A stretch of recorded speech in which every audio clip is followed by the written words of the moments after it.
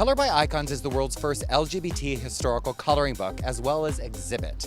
And we're basically showing our history, our herstory, and our transstory, as queer icons are not really celebrated. You don't learn it in school. So this is a really good exercise in teaching our community about the pioneers and people who have come before them. The original exhibit was Montreal, Toronto, New York artists painting, coloring all of the images of these 25 icons.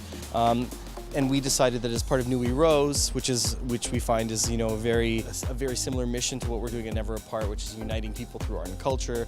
We would ignite the Toronto artistic community by having them color in the 25 icons. And selfishly, we want to be engaging the Toronto artistic community and having them want to be a part of Never Apart and be connected to what we're doing in Montreal also. I am at the Glad Day Bookshop. It's the oldest LGBTQ bookshop in the world, on the planet. It's the oldest bookshop in Toronto as well. I chose Josephine Baker. I'm a performer as well.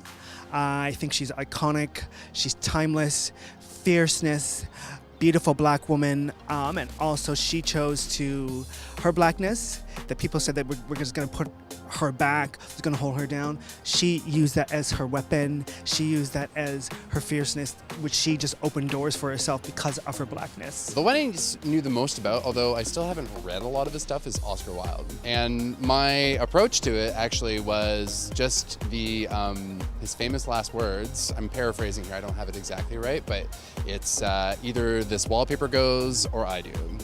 And the wallpaper won. So I found I just found this hideous Victorian wallpaper panel, and then I went into Photoshop and duplicated it. I colored, I painted Michelangelo. It's nice to think of somebody from so far back in history as a queer icon.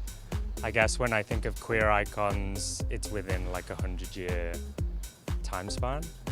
So it was nice to kind of see in the process queer history kind of go further back. And the process I used, I thought to go as far away from Michelangelo as possible. And I often work by hand, and I thought I would use limited technology to color him in as such. So I used my shitty printer at home, which prints really horrible colors. My idea for the Margaret P Johnson piece was to do something different and sparkly, kind of to mirror my personality and style.